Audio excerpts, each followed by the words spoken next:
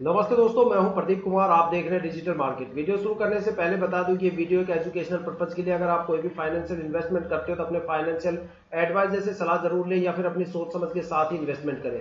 अगर आपको stock market में कोई भी फाइनेंशियल लॉस होता है तो उसके लिए ये वीडियो रिस्पॉन्सिबल नहीं रहेगी। तो चलो दोस्तों, वीडियो शुरू करते हैं। आज हम बात करने वाले हैं बीपीसीएल स्टॉक के बारे में। अगर इसको डिस्क्रिप्शन में बोला जाए तो मतलब ये क्या है, Bharat petroleum corporation limited stock के बारे में बात करने वाले। अगर इसके करंट प्राइस की बात करें तो 345 रुपए इस टाइम करंट प्राइस चल रहा है। आज मैं इसके कोई भी फंडामेंटल या क्वार्टरली रिजल्ट पे बात नहीं करने वाला, क्योंकि यहाँ पे मैं दो सबसे मोटे फैक्टर लेके आया हूँ जिसकी वजह से ये स्टॉक सबसे ज्यादा फ्लक्चुएट हो रहा है। पिछले 2 या 3 महीने से सबसे जबरदस्त यहाँ पे फ्लक्चुएशन देखने को मिल रहा है। जो इसकी परफॉर्मेंस है वो बिल्कुल बंद होती हुई नजर आ रही है। ऐसे वो कौन से दो सबसे बड़े फैक्टर हैं, उन सभी फैक्टर्स के ऊपर हम बात करेंगे। लेकिन उससे पहले मैं आपको एक खुशखबरी दे दूं, एक पॉजिटिव न्यूज आपको दे देता हूं।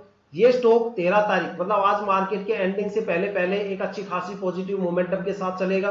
साथ में हो सकता है अगर ये आज शाम तक पॉजिटिव मोमेंटम नहीं दिखाता है तो अगले हफ्ते इस स्टॉक में आपको एक जबरदस्त अपर सर्किट देखने को मिलेगा। और इसकी जो अपकमिंग टारगेट वैल्यू है, जिस टारगेट को अचीव करेगा वो कम से कम 540 के आसपास है। ठीक है, जिसको ये सितंबर के एंड में और अक्टूबर की स्टार्टिंग में अचीव करेगा। मतलब सितंबर के एंड में और अक्टूबर की स्टार्टिंग में ये अपने सर्किट की जो सबसे हायर वैल्यू है उसको अचीव करेगा।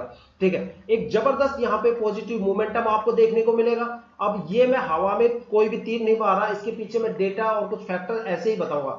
बस इतना समझ लो कि ये जो स्टॉक था अभी तक जो भी डाउन था, इसके अंदर एक लिक्विडिटी सबसे ज्यादा थी, जो लिक्विडिटी अब नाम मात्र की रह गई। और जब किसी भी स्टॉक के अंदर लिक्विडिटी नाम मात्र की हो जाती है तो वो स्टॉक या तो रॉकेट बन जाता है या फिर वो जबरदस्त पॉजिटिव मोमेंटम के साथ चलता है। भले ही आज ये थोड़ी सी गिरावट दिखा रहा है क्योंकि अब इसका जो लिक्विडिटी है वो पूरी तरह से खत्म हो गई। और फिर भी अगर ये थोड़ा सा नेगेटिव दिखा रहा है तो समझ सकते हो यहाँ पे ऑपरेटर सबसे बड़ा गेम खेल रहा है। क्योंकि अब जिसने भी यहाँ पे पैसा लगाया या इंट्राडे खेलने की कोशिश की, ये सबका माल समेट के एक झटके में ऊपर जाएगा।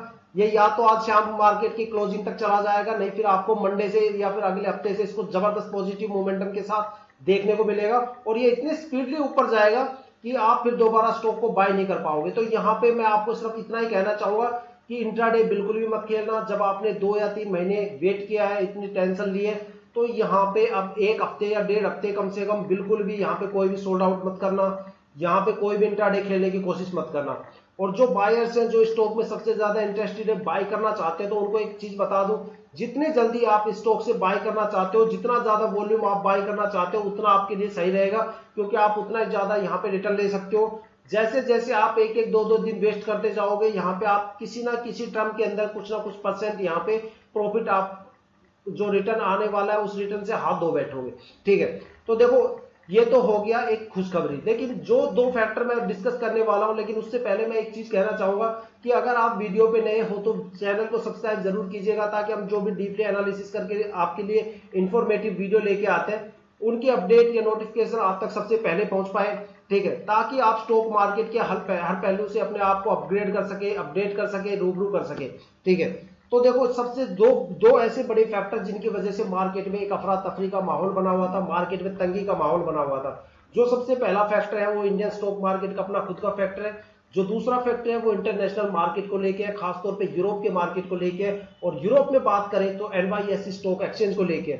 क्योंकि दुनिया के अंदर कोई भी स्टॉक एक्सचेंज ऐसा नहीं है जो दूसरे देश की इकोनॉमी या दूसरे मतलब दूसरी कंट्री की जो इकोनॉमी की उसको हिला दे। लेकिन एनवाईएसई जो न्यूयॉर्क स्टॉक एक्सचेंज है वो इतना पावरफुल है, मतलब इतना सक्षम है कि अगर उसके अंदर 100 पॉइंट की गिरावट हो जाती है तो वो काफी होती है पूरे एशिया के स्टॉक मार्केट को हिलाने के लिए, जबरदस्त फ्लक्चुएशन देने के लिए। और अगर वहां पे हो जाती है 1000-1200 पॉइंट की गिरावट तो समझ लो बड़े बड़े स्टॉक एक्सचेंज क्रैश हो जाते हैं, चाहे वो जापान का निक्की स्टॉक एक्सचेंज क्यों ना हो या इंडियन स्टॉक मार्केट क्यों ना हो।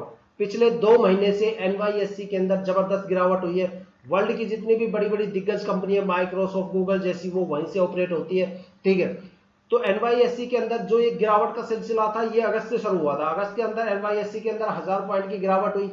वो गिरावट लगातार चली। 15 अगस्त के बाद मार्केट ने अपने आप को रिकवर करने की कोशिश की। 3 सितंबर तक मार्केट पूरी तरह से रिकवर हुआ। जब वहां पे 1000 पॉइंट की गिरावट हुई, सेंसेक्स 3500 गिर गया। जैसे तैसे करके मार्केट रिकवर हुई। 3 सितंबर के पास फिर से वहां पे क्राइसिस आ गया। अगस्त में जो क्राइसिस आया था वो जॉब रिसेशन को लेके आया था। सितंबर में जो क्राइसिस आया 3 सितंबर को, वो सिलिकॉन वैली बैंक के अंदर क्राइसिस आ गया, जिसकी वजह से फिर से 650 पॉइंट की जबरदस्त गिरावट हो गई और सेंसेक्स में कम से कम 1500 पॉइंट की गिरावट हो गई। और जो पहला फैक्टर है वो है इंडियन स्टॉक मार्केट को लेके। देखो, इंडियन स्टॉक